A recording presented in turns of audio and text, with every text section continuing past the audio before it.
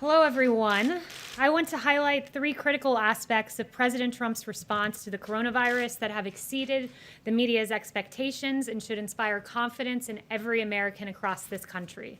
Rest assured, the Trump administration is working tirelessly to defeat the invisible enemy. First, contrary to some media pronouncements, the United States did not need the 1 million ventilators thus far that the media said we were in dire need of. In fact, it's encouraging to be able to say that every single American who has needed a ventilator has received a ventilator. And this administration has managed to procure 100,000 ventilators to be manufactured in 100 days. That's extraordinary. That's 3 times the amount produced in the average year. Likewise, there was some concern about N95 respirators, but the Trump administration has now shipped over 90 million N95 respirators. Once again, that is more than 3 times the average healthcare industry consumption of N95 respirators in the typical year. Finally, the U.S. now leads the world in testing. For weeks, the media cited South Korea as being the gold standard for testing, but as it stands, we are now testing at a higher rate per capita than South Korea. And in fact, as this chart is going to show you, in all 50 states, we are now testing at a higher rate per capita than South Korea. So a state in this country is testing at a higher rate per capita than the entire country of South Korea. That's pretty extraordinary, I would say. Now I would like to provide the American people with an update on the Trump administration's support for underserved communities. As the president has said, this country is at war with the invisible enemy. And while we all fight the virus as one united American people, it is a fact that this virus disproportionately has affected those in medically underserved communities. And therefore, the president has committed to delivering economic support and quality care for individuals in distressed communities. The Trump administration, as I announced last week, distributed $12 billion in provider relief payments to 395 hospitals across the country that have been hardest hit by the coronavirus. Many of these hospitals were in underserved communities, and to ensure even more funding to these communities, $2 billion of that overall funding was specifically targeted to hospitals in proportion to the amount of care they provide for low-income and uninsured patients. Additionally, the Trump administration is investing nearly $2 billion in community health centers to help their 28 million patients in medically underserved areas that receive care and the testing they need. That's what this funding is intended for. And additionally, there's $583 million awarded to 1,385 health centers in all 50 states, the District of Columbia, and the 8 U.S. territories specifically geared towards testing. These health centers currently provide 100,000 tests per week, and 59% of the patients tested last week were from minority communities. Finally, under the Paycheck Protection Program, the Trump administration has done extensive outreach to the community development financial institution funds across the country. These are known as CDFIs, and they support revitalization in distressed communities. In the second round of PPP, 100,000 loans have been distributed to CDFIs and to MDIs, which are known as minority deposit institutions. These have amounted to about $6.2 billion. And finally, 570,723 loans have been issued to smaller lenders and non-banks, and these loans have amounted to $29.9 billion. President Trump will continue to fight for the health, safety, and economic well-being of all Americans, especially those impacted in low-income communities and disadvantaged communities. And with that, I'll take questions. Yes. President Trump yesterday said the U.S. had prevailed on testing, but today we heard from senators, both Democratic and Republican, who say that's not the case. Senator Lamar Alexander, a Republican, says what our country has done so far in testing is impressive, but not nearly enough. Senator Patty Murray, a Democrat, said we need dramatically more testing. It's unacceptable. We don't have a national strategic plan. What's the White House response? Well, first I would note the words of Dr. Anthony Fauci, which is this: we will have and there will be enough tests to allow us to take this country safely through phase one. I've sat in the task force meetings where Admiral Joie has talked to governors and literally pulled out his chart and said, Governor X, here was your plan and your request for testing in order to safely reopen. I can assure you that that will be satisfied this month. So I have seen those meetings take place. I can assure the American people, in line with what Dr. Fauci has said, we do have enough for phase one. By the end of the week, we'll be able to say that we've conducted 10 million tests. You know, we went from doing 150,000 tests per week to now testing about 300,000. That's an extraordinary effort. Not to also note that that's 2 times what other countries are doing when you look at America's testing. I'd say that that's pretty impressive, and that's a testament to the work of this administration and the hard work of the private sector. Yep. About reopening schools and also vaccines, if you don't mind. First of all, reopening schools, there were a lot of questions today up on the Hill about when indeed that can happen. When will the White House, and will the White House issue guidance benchmarks for various communities on when that can happen and how soon that can happen? There's a lot of concerned parents, as you know, across the country. Yeah, well, you know, in our guidelines to safely reopen that are data-driven, it is phase 3 where there is an outline to beginning to open schools. So currently I direct you to our guidance that currently exists, and there is that CDC guidance that is in the works that is forthcoming that will provide additional details. Okay, and with regard to vaccines, the question was asked when and if a vaccine becomes available, regardless of income, can the president ensure that everybody will get the vaccine, regardless of income? Look, the president will go to great efforts to ensure that. I don't want to get ahead of any announcement on his part, but I would say this, that when it came to testing, there was that same question. What if I'm uninsured and don't have the ability to afford a test? This president, before it was even addressed in Congress, called in the private sector and got companies to say, yes, we will cover both treatment and we will cover testing, and then eventually that was inscribed into law. So this president, before it was even an issue on the Hill, took great measures with testing, and he will do the same for vaccines. And I would just note, as Dr. Fauci said on the Hill today, there are 8 vaccine candidates, and on January 10th, we received the genetic sequence. The 11th, there was a plan developed. The 14th, development began, and 62 days later, we entered phase 1 clinical trials for a vaccine, which is the fastest ever in Dr. Fauci's knowledge, at least. So that's a pretty good pace that I think we're on to getting that vaccine. Is the president working with pharmaceutical companies? He met with executives back in April. Will he work with them, encourage them to make sure that vaccines are affordable to everyone? Absolutely. There's no doubt about it. Yes, we do. Thank you and welcome. I haven't had a chance Thank to you. do that in this room. I have a couple questions. First, on reopening. Dr. Fauci today stressed many times that reopening without following the federal guidelines and the gating criteria could lead to more outbreaks and could turn back the clock. Does President Trump still believe in these federal guidelines? And if so, why isn't he urging states to follow them instead of asking them to move quickly to reopen? Well, he has encouraged states to follow the guidelines. That's still consistently our recommendation today, that you should follow the phased approach to reopening as outlined in the data. I do want to stress, as the president has stressed, that we do want to reopen this country because there are consequences that run the other way when we stay closed down as a country, and I want to run through a few of those with you.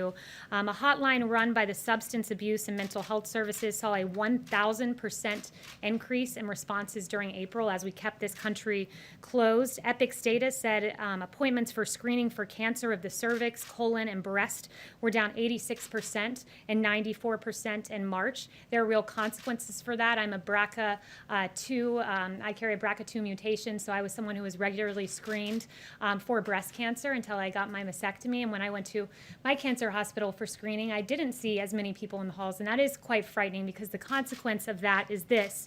According to the IQVIA Institute for Human Data Science, a total of 80,000 plus diagnoses of 5 common cancers in the United States are projected to be missed or delayed during the 3-month period of early March to early June, which is why this president has always said, go to your doctor, do your screenings. There's a way to safely do this. If you feel chest pain, go to your doctor. We can't scare people from going to hospitals. It's a consequence of staying closed, though. When people are scared, they're scared to even go to their doctor, and there are consequences for that. And finally, I would just point out a recent CNN article from Friday noted a national public health group that warned as many as 75,000 Americans could die because of drug or alcohol misuse and suicide as a result of the coronavirus pandemic. So there are consequences to us staying closed, and it's why I believe it was 8 medical groups came out with a statement.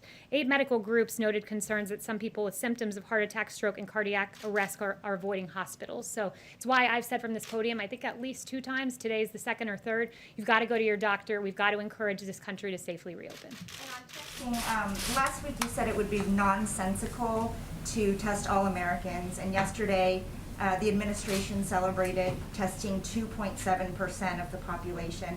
In order to reopen 100% of the country, what amount of testing does make sense to you? And what's an alternative to testing to track and contain the virus to make people feel confident to get back to normal? Sure, we have to engage in strategic testing, which is what our experts have always said. Look, you had Admiral Joie who said it's a bad strategy to say that you need to test everyone because testing a person now just means they're negative at this moment. A point also emphasized by Dr. Fauci, if you get a test today, that does not mean that tomorrow or the next day or the next day or the next day you might get exposed, which is why we acknowledge testing is not preventative. What is preventative is wearing this mask. What is preventative is social distancing. What is preventative is washing your hands. These are the measures we need to take to safely reopen. And then we'll use testing strategically for contact tracing purposes, for example. So that's the way it should be used and deployed. And I stand by the comment that I made earlier. Yes. Kayleigh, could you speak just a bit about the next round of coronavirus funding, the bill that the Speaker is releasing today? What provisions are a no-go for the administration? What can you get behind? Look, I won't get ahead of the president in negotiating, but and I certainly won't condition any future legislation on a certain proposal. But I will say that the president has noted a payroll tax is something that he's looked at, not conditioning it on that, but noting that it's something he desires to see, and it's smart policy. In fact, according to Stephen Moore and Art Laffer, this means, quote, every worker in America would get a substantial pay raise. And what is so promising about the payroll tax is that it's a regressive tax. So the lowest wage workers are in fact the ones who would be most helped because they pay more payroll tax than they do income tax. So that's something the president's mentioned, not necessarily as a condition. I won't negotiate here with Speaker Pelosi, but I encourage her to work with the president and help these low-income individuals get this tax cut that they deserve. Just one Yes. follow-up. I'm sorry. Michael Pack has a confirmation hearing on Thursday. Could you speak to what the president wants him to do, if confirmed, to change the way the Voice of America operates? Yeah, I won't get ahead of that hearing, which is later in the week, as you noted. Yes. Thanks, Kayleigh. I want to ask you about the task force. The president and the vice president said last week that there'd be some new additions to the task force and that those would be announced on Monday. We haven't seen those names yet. Do you have any update on that and whether there are going to in fact be people added to that task force? Yeah, there will be additions, but no announcements on that just yet. Jeff? Thanks, Kayleigh. There were some deaths in St. Petersburg today from ventilators, Russian ventilators that exploded. I'm wondering whether you can tell us what happened to the Russian ventilators that were sent to the United States, and whether those ventilators have been used, and if not, if they're being taken out of commission. Look, that's the first I'm hearing of that story, so I don't have any updates on that other than to note that we are way ahead of where we should be on ventilators. As I noted in my opening remarks, 100,000 ventilators in 100 days is really good, and no one has died for lack of a ventilator, but that's the first I'm hearing of that story. Yesterday, the president indicated that he might be communicating with Vice President Pence by phone for a while, while the Vice President keeps some distance. Can you give us an update on whether or not those two men are going to see each other in person, or whether, I know the Vice President has been working at the White House, is he keeping his distance from the President for a while? Now, the Vice President has made the choice to keep his distance for a few days, and I would just note that that's his personal decision to make that. As to how many days he does it, again, that's a decision for the Vice President.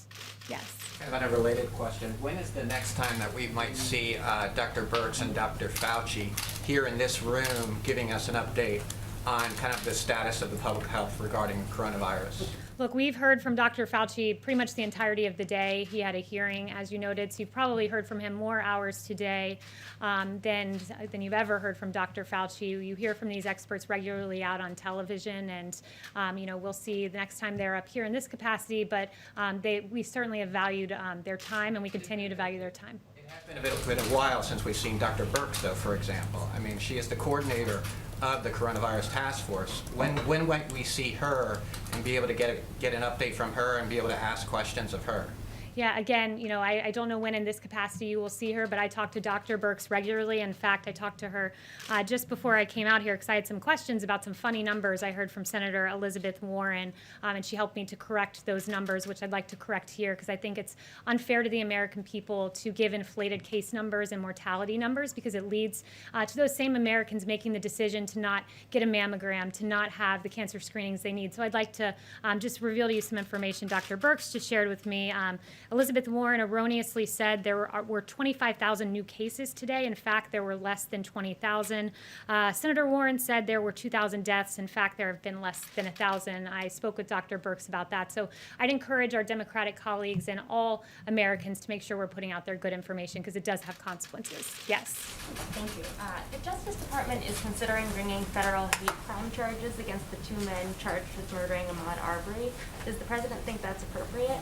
Look, I'd refer you to the Department of Justice statement, which is this, that we are considering the request of the Attorney General of Georgia and have asked that he forward to federal authorities any information that he has about the handling of that investigation. We'll continue to assess all information, and we'll take any appropriate action that is warranted by the facts and the law. And the president, I've heard him say it to me personally, his heart breaks for the family of Ahmaud Arbery, and we want to see justice in that case as the facts lead us to that place.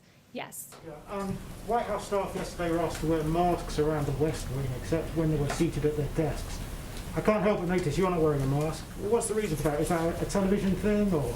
No, it's because I'm distanced from you. You'd probably have a hard time hearing from me right now should I have a mask on and that be muffled.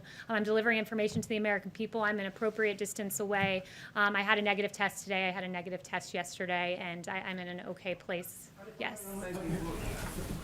Go ahead. On Afghanistan, if I may, President Ashraf Ghani has put his troops on an offensive footing. Has President Trump spoken to him about that? And what does it mean for the US-led peace process? Not that I'm aware of, and I don't have any new information on that. Yes. We're seeing a White House report on locations to watch and with increased cases. Can you hear me okay? You said locations to watch? Locations to watch with increased cases. And Okay. we're seeing rates spiking in several spots in the Midwest, including Kansas City. Is this a concern of yours, and can you address it?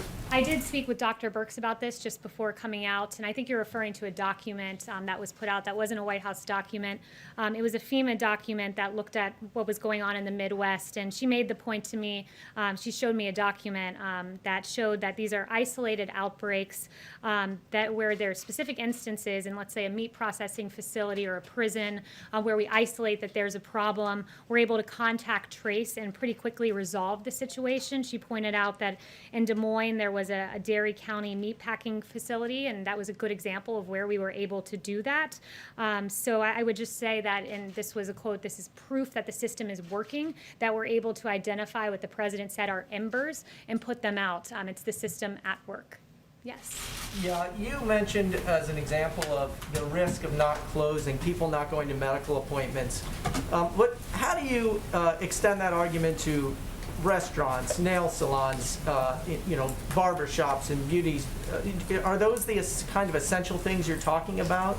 What I'm talking about is we have a phase plan to reopen, and you can follow those guidelines, and the restaurants are in phases, and the entertainment facilities, you noted, are in phases as accordance with declining cases. But as a whole, with the totality of the circumstances, when you have a society that's shut down and people are locked in their homes and they're isolated, it leads to the very suicide line increase calls that I noted. It leads to drug abuse. There are consequences to eternally staying shut down, which is why you have to find the balance, which the president does, in consultation with expert advice from Dr. Fauci and Dr. Burks and the task force, and he makes the best decision for America going forward. He made the right decision to shut down the country at the time he did because there were 2.2 million lives at stake, and a lot of American lives were saved because of that decision.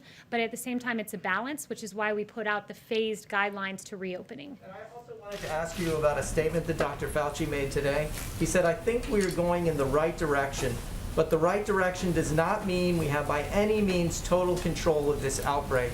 How does that square with the president's statement yesterday that we have prevailed over the outbreak? Well, the president made clear he was talking about testing. The fact that we can say we're doing double that of any other country, the fact that we can put up that graph that shows South Korea as a small little red bar of testing per capita, and every bar beside it is an American state or territory outdoing what South Korea has done. And let's note that South Korea was the gold standard for testing. In fact, on March 13th, the Washington Post headline was, South Korea is doing 10,000 coronavirus tests a day. The U.S. is struggling for even a small fraction of that. And here we are on May 11th with a Washington Post headline. The administration keeps bragging that the U.S. testing now is better than South Korea's was a month ago. So you can't demand that we reach South Korea and then say that we're bragging when we do. This is a moment where the American private sector succeeded. This administration mobilized that testing. Every state is better off than South Korea at this moment. And that is a very